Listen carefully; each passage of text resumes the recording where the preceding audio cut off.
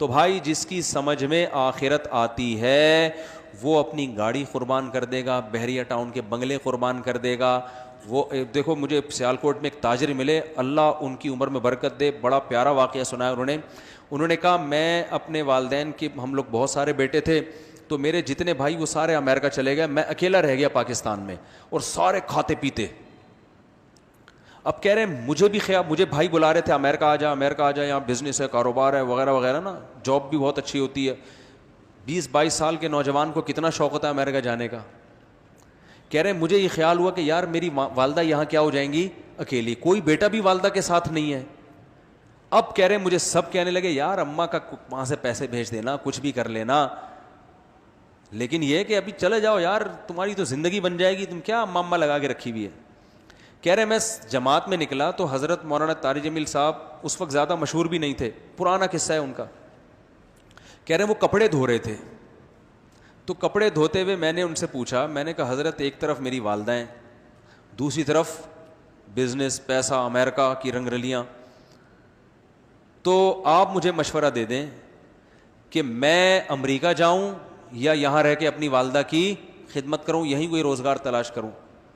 تو کہتا ہے انہوں نے مجھے خود اپنا واقعہ سنایا. کہہ رہے ہیں کپڑے دھوتے دھوتے نا میری طرف ایک نظر اٹھا کے, ان کی سرائیکی زبان ہے نا, سرائیکی ہے پتہ نہیں پنجابی حضرت کی, تو اس زبان میں مجھ سے کہا کہ ادھر کوئی اور اللہ ہے جو ادھر تجھے رزق دے گا, یعنی پاکستان میں رزق دینے والا اللہ کوئی اور ہے اور وہاں رزق دینے والا اللہ.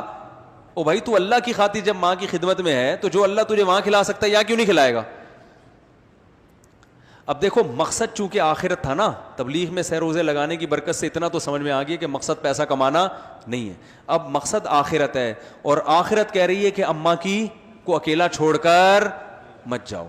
تو انہوں نے, قرآن کیا کہتا ہے کہ آثر الحیات الدنیا, جب آخرت اور دنیا کا ٹکراؤ ہوگا نا تو جو دنیا کو ترجیح دے گا اس کا ٹھکانہ جہنم میں, جو آخرت کو ترجیح دے گا اس کا ٹھکانہ جنت ہے.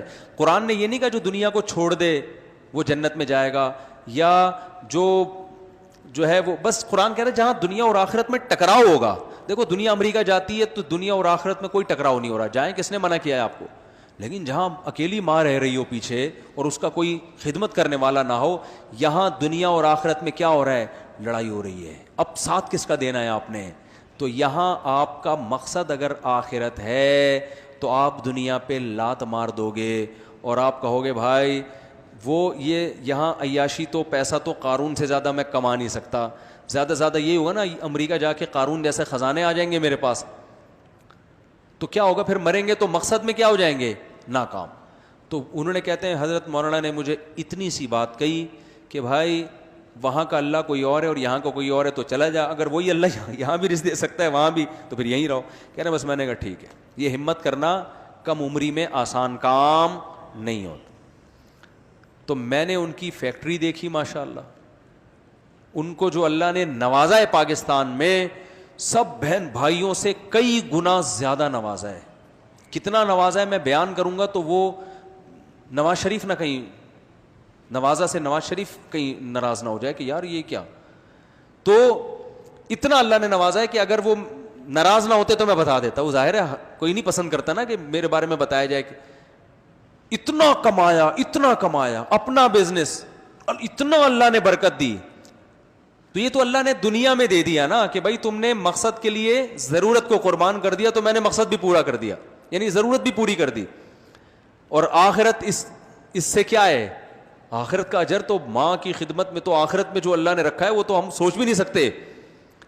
تو بھائی یہی لائف اسٹائل اللہ ہم سے چاہتا ہے.